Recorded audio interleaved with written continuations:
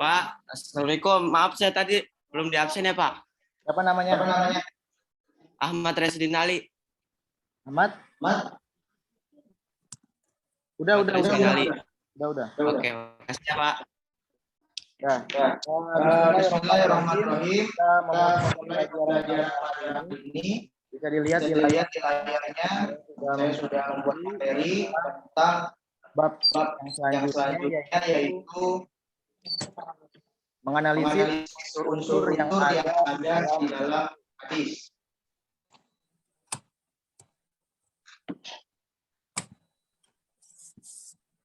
Nah, kita pada bab ini akan membahas tentang unsur-unsur apa aja sih yang ada di dalam sebuah hadis. Kalau di pertemuan sebelumnya kita sempat bertemu tatap muka, belajar apa sih itu hadis. Ada yang masih ingat nggak apa pengertian hadis di pertemuan sebelumnya? Ada Pak. Ya. Ada yang masih ingat nggak apa sih itu hadis? Hadis menurut bahasa memiliki banyak arti, yaitu al-jadid, artinya sesuatu yang baru. Lawan dari kadim, al-qarib, artinya sesuatu yang dekat. Dan al-khabar, artinya kabar berita. Sedangkan hadis menurut istilah syarat adalah segala bentuk perkataan, perbuatan, ketetapan, dan persetujuan Rasulullah SAW yang dijadikan hukum dalam agama Islam. Oke, betul banget ya. Itu hadis. Sekarang kalau kita udah paham apa sih itu hadis, apa pengertiannya, apa lain dari hadis, nah, maka kita harus mempelajari mana aja sih yang bisa disebut hadis di sekarang ini. Kalau dahulu ketika Rasulullah itu masih hidup, itu para sahabat ketika mau bertanya tentang masalah sesuatu mudah langsung menemui Rasulullah, dan yang keluar dari Rasulullah itulah yang disebut hadis. Nah, di zaman sekarang Rasulullah sudah meninggal ratusan tahun yang lalu. Bagaimana kita bisa mengetahui itu hadis atau bukan? Maka kita harus menganalisis. Ada unsur-unsur yang sudah dibuat oleh para ulama terkait dengan apa sih itu hadis. Jadi kita harus mengetahui unsur-unsur ini agar kita mengetahui hadis itu apa. Nah, kita mulai.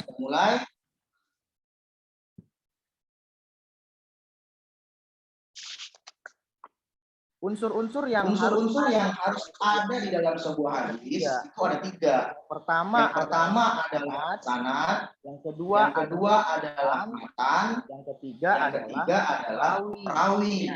Nah, jadi ketiga unsur ini harus ada di dalam sebuah hadis. Kalau sebuah teks tersebut mau dikatakan sebagai hadis, harus ada ketiga unsur ini. Nah, maka kita akan menganalisa satu-satu dari unsur ini. Mulai dari yang pertama yang harus ada di dalam sebuah hadis itu adalah sanad. Harus ada di dalam sebuah hadis itu adalah sanad. Apa sih sanad itu? Sanad itu dilihat dari secara bahasa itu berasal dari kata as-sanad yang artinya adalah penggabungan sesuatu ke sesuatu yang lain. Di dalam susunan sanad banyak sekali nama-nama tergabung dalam tobako. Ya, nanti kita belajar tentang tobako. Dari mulai Rasulullah sampai kepada orang yang menulis hadis di dalam kitabnya, itu tidak mungkin orang yang menulis hadis itu bertemu langsung dengan Rasulullah. Pasti Rasulullah menyampaikan kepada sahabat, kan kita udah belajar di bab 2 itu kemarin, hadis belum ditulis secara pasti di masa sahabat. Jadi dilarang oleh Khulafaur Rasyidin menulis hadis. Jadi belum ada penulisan hadis. Ada penulisan hadis itu di sekitar abad ke 300 sampai 500 Hijriah. Kan Rasulullah itu meninggal tanggal tahun 11 sangat jauh sekali. Nah, dari 11 sampai 500 Hijriah itu ada nama-nama orang yang menurunkan hadis dari masa ke masa. Nah, mereka itulah yang disebut dengan namanya sanad. Dari Rasulullah menurunkan hadis kepada sahabat, sahabat kepada muridnya lagi, kepada muridnya lagi, sampai ke dalam masa para perawi yang mengumpulkan hadis sehingga mereka menuliskan hadis dalam kitabnya masing-masing. Mereka itulah rentetan itulah yang disebut dengan sanad.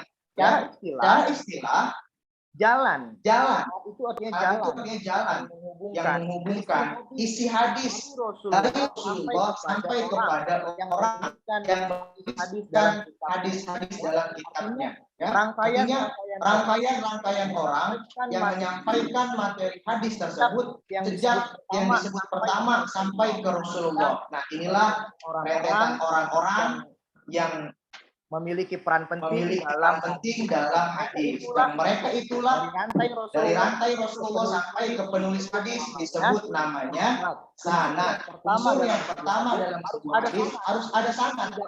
Tidak boleh misalnya ada perawi hadis langsung mengutip hadis dari Rasulullah. Mungkin atau tidak? Tidak mungkin. Karena kenapa? Saya bilang tadi, orang yang hidupnya di 500 Hijriah mungkin nggak bisa ketemu dengan orang yang hidupnya di 11 Hijriah. Sangat tidak mungkin. Karena jaraknya sangat jauh sekali. Maka dalam sebuah hadis butuh yang namanya sanad. Kalau hadis itu punya sanad, berarti hadis itu sudah memiliki poin. Kemungkinannya bisa disebut sebagai hadis. Itu yang pertama. Yang pertama, unsur yang harus ada di dalam sebuah hadis adalah sanad. Sampai sanad paham? Ada pertanyaan di sanad? Paham, Pak. Oke. Kita lanjut. Yang kedua, unsur yang kedua yang harus ada di dalam sebuah hadis itu adalah matan. Apa sih matan? Matan itu secara bahasa ya artinya adalah tanah yang meninggi, atau bagian jalan, atau bagian tanah yang keras yang menonjol ke atas. Nah, itu secara bahasa. Nah, kalau secara istilah yang dinamakan dengan sanad itu adalah redaksi Nabi Muhammad Shallallahu Alaihi Wasallam atau isi dari hadis tersebut. Ya, matan itu merupakan isi dari hadisnya, teks dari hadisnya, ucapan Rasulullahnya, perbuatan Rasulullahnya. Itulah yang disebut dengan matan. Jadi isinya. Ya, kalau kalian pernah mendengar sebuah hadis, misalnya innamal a'malu binniyah dan sebagainya. Nah, kalimat-kalimat itulah yang disebut dengan yang namanya matan. Itu namanya matan. Ya, isi dari ucapan Rasulullah. Itu namanya matan. Ya, jadi gampang. Kalau mengetahui matan itu gampang. Pokoknya isi hadisnya, teks hadisnya. Itulah yang disebut dengan matan. Oke, bisa dilanjut?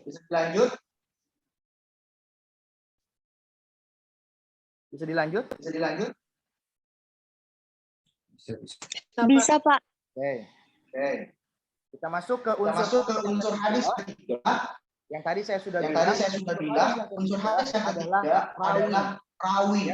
Rawi yang dimaksud dengan rawi di sini adalah orang-orang yang menerima hadis kemudian mengumpulkannya dalam sebuah kitab, yaitu namanya rawi tadwin. Mereka mengumpulkan dan menuliskan hadis di dalam kitabnya masing-masing. Itu namanya perawi. Artinya orang terakhir yang menerima hadis kemudian mereka menuliskan hadis, mengumpulkan hadis dan menuliskan di dalam kitabnya masing-masing. Kalau kalian pernah dengar rawi mudawin itu sekarang ada namanya Imam Bukhari, ada namanya Muslim, ada namanya Imam Abu Dawud, ada yang namanya Imam An-Nasai, Imam At-Tirmizi dan sebagainya. Itu mereka dinamakan sebagai rawi hadis. Rawi atau perawi hadis yang mengumpulkan hadis, kemudian mereka tuliskan hadis tersebut dalam kitabnya masing-masing. Mereka orang terakhir yang menerima hadis. Dari mereka kemudian ke gurunya lagi sampai ke Rasulullah. Nah, Dan orang terakhir dan itu orang terakhir itulah yang disebut dengan rawi. Kemudian, Apakah dari Rasulullah dari ke Rasulullah ke sahabat sampai kepada rawi itu disebutnya apa? Kan? Itu disebutnya sanad. Kalau dilihat dari secara rantai. Kalau dilihat dari Tapi kalau dilihat dari orangnya, orang-orang yang meriwayatkan hadis juga disebut namanya perawi juga. kepada sahabat Rasulullah misalnya, kepada Umar. sahabat misalnya. Sayyidina Umar itu Nah, juga Sayyidina disebut Umar perawi. itu juga disebut Tapi perawi. bukan perawi Tapi yang bukan mudawi. perawi yang mudawi. Kalau perawi mudawi adalah perawi yang paling terakhir yang mengumpulkan kemudian menuliskan hadis dalam kitabnya masing-masing. Itu namanya perawi mudawi. Nah, inilah ketiga unsur yang harus ada di dalam sebuah hadis. Jadi kalau ketiga unsur ini ada dalam sebuah hadis, kalimat atau teks tersebut yang kalian lihat, kalian baca itu bisa disebut sebagai hadis. Baru bisa disebut ya, belum bisa dikategorikan sebagai hadis sahih atau tidak. Hadisnya boleh dipakai atau tidak. Ini baru hanya sekedar boleh kalimat ini hadis. boleh dikatakan hadis kalau memenuhi tiga Belum kita masuk ke dalam pembahasan hadisnya kualitasnya apa. Belum. Kita baru sampai mengenal hadis itu seperti apa sih dalam masa sekarang ini. Nah, ketiga unsur ini harus ada dalam sebuah hadis. Kalau ketiga unsur ini tidak ada, ketiga tidak ada dalam sebuah hadis, maka itu tidak atau belum bisa dikatakan sebagai hadis. Sebagai contoh terakhir, di layarnya itu saya kalian bisa lihat di layarnya itu saya memasukkan sebuah hadis.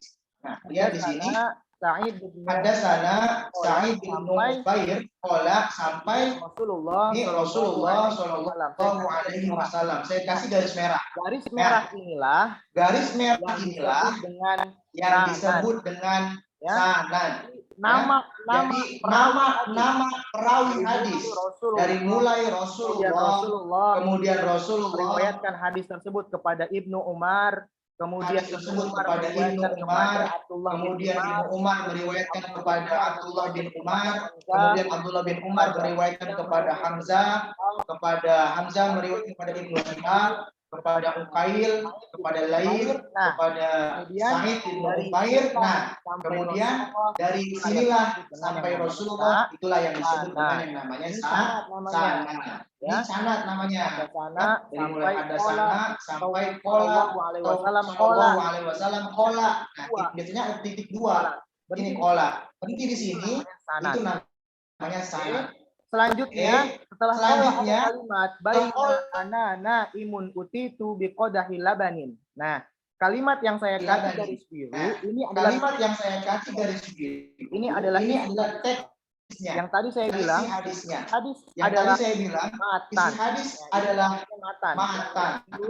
Ini namanya matan. Yang garis biru, yang saya kasih garis biru ini namanya matan. Ini adalah teks hadis yang diucapkan oleh Rasulullah. Nah, kemudian biasanya dalam hadis itu di akhirnya ada kalimat akhrajahu, rawahu, ya. Di kalimat rawahu al-Bukhari. Nah, ini namanya adalah rawi mudawi, orang yang menuliskan hadis dalam kitabnya. Jadi kalau kalian mau mencari hadis ini, itu bisa kalian temukan di dalam kitabnya Imam Bukhari. Inilah yang digaris hijau. Nah, inilah yang digaris hijau. Perawi mudawi. Namanya perawi mudawi, orang yang mengumpulkan dan menuliskan hadis dalam kitabnya masing-masing. Ya. Sampai sini pengertian sanad, matan dan perawi.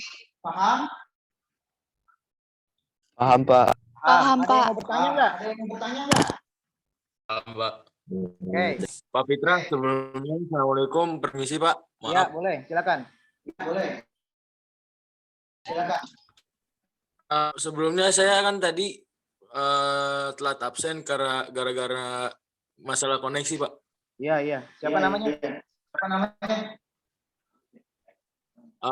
Zakwan Widadio, Muhammad Anfaru Zakwan, absen 18. Iya, oke. Yang lain? Saya juga baru masuk, Pak. Enggak ada? Oke, kalau enggak ada, kalian bisa lihat di sini selanjutnya. Di sini ada, bisa lihat di sini selanjutnya. Ini ada teks hadis, ya. Boleh kalian screenshot, kalian foto. Ini tugas. Kalian Kalian harus menentukan yang mana sanad, Yang mana yang matan, mana matan, yang mana yang perawi mana mudawwin. perawi mudawwin. Ya. Ya, Tugasnya nanti saya kirim di classroom. Pengumpulan tugasnya. Untuk pengumpulan tugasnya, kalian bisa foto atau di Word boleh, di buku tulis boleh boleh, digaris bawahin boleh digaris bawahin boleh, misalnya sanad sama dengan, misalnya sanad sama dengan, matan sama dengan, perawi sama dengan, atau perawi sama dengan yang mana, boleh. Ini kalian Ya, screenshot, ini kalian screenshot, kalian foto. nanti Pengumpulan tugasnya saya kirim di classroom. Kalian boleh Ya, kalian boleh kirim tugasnya di classroom hari ini. Tugasnya menentukan yang manakah sanad, yang manakah matan, yang manakah perawi perawi mudawwin. mudawwin.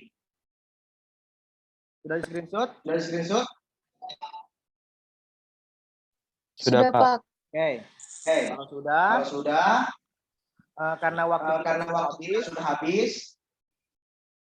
Terima kasih Terima kepada kasih kepada kalian semua. silakan Silakan meneruskan kembali pembelajaran selanjutnya.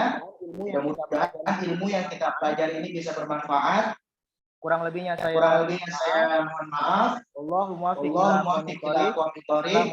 Assalamualaikum warahmatullahi wabarakatuh. Kalian boleh left. Waalaikumsalam warahmatullahi wabarakatuh. Terima kasih, Pak. Terima kasih, Pak. Terima kasih, Pak. Waalaikumsalam warahmatullahi wabarakatuh.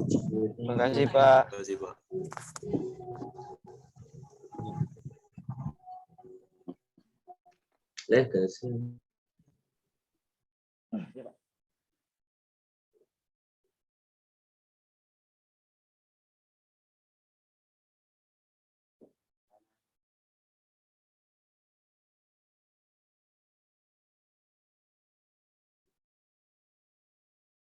motivasi siswa yang paling berdoa aja, doa yang biar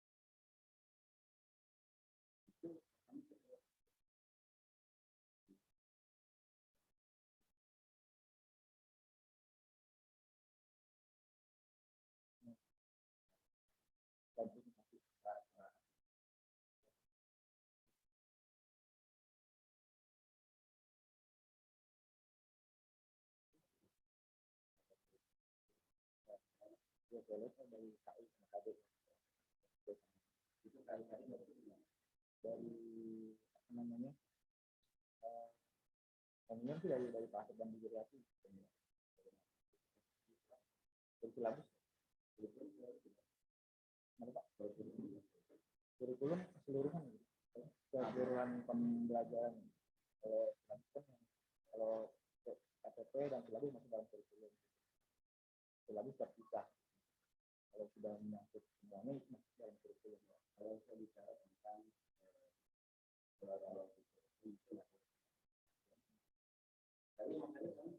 beda.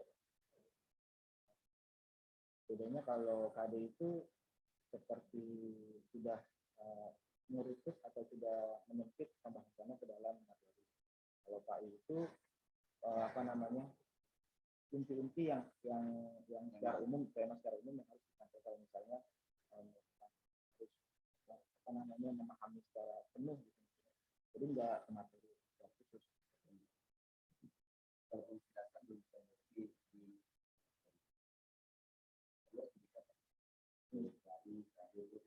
indikator capaian atau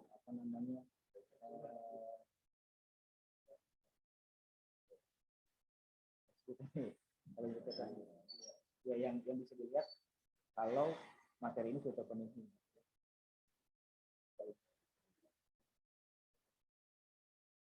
Ya,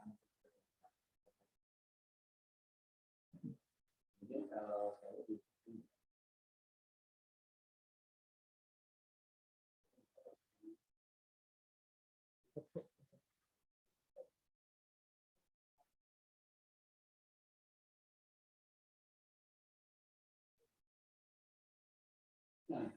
kalau penilaiannya bisa pertama dari nilai absen, kedua dari nilai harian, ketiga dari nilai semester, keempat dari nilai ujian akhir semester. Nah, cara mengukur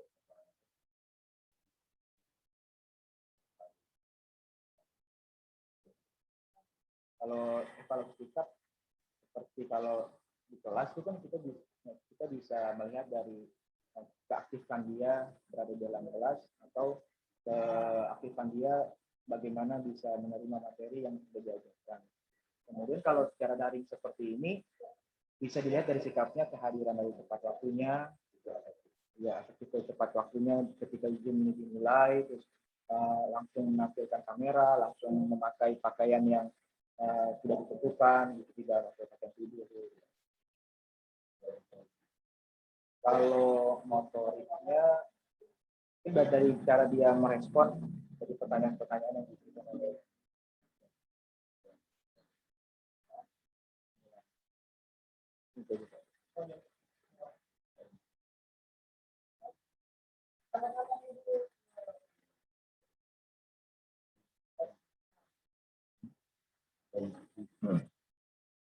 mungkin kalau dari itu bisa kan, kalau kita itu kan maksudnya kalau ketika lagi di kelas itu bisa menanya secara langsung gitu, kegiatan mereka penerapannya terhadap materi yang diberikan itu seperti apa. Kalau daring seperti ini mungkin bisa dengan memberikan tugas di classroom itu, kegiatan mereka itu hari ini apa gitu, misalnya untuk apa yang bisa misalnya kayak kemarin saya memberikan tugas jelaskan